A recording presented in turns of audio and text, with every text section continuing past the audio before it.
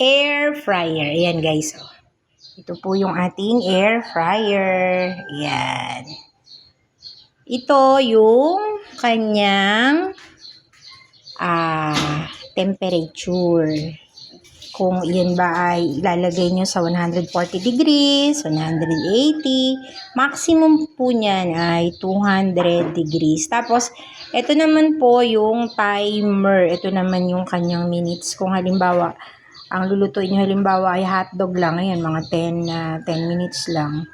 Ayan, 20, ayun. Maximum niya ay 30. Tapos, pagka po halimbawa, kulang pa sa inyo, uulitin nyo lang. Uulitin lang po yun.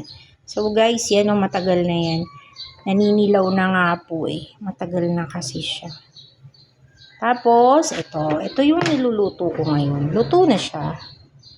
Yan guys, so. Yan po ay lechong. Yan po ay liempo. Liempo yan guys. Inihaw natin yan sa air fryer.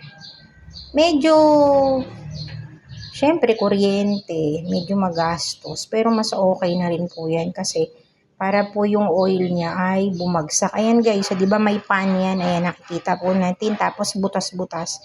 Doon po sa ilalim niya, doon nahuhulog yung kanyang mga oil. Kaya ito, mas okay yan kaysa doon sa i-deep fry po natin yung ating liempo. So guys, kain na tayo.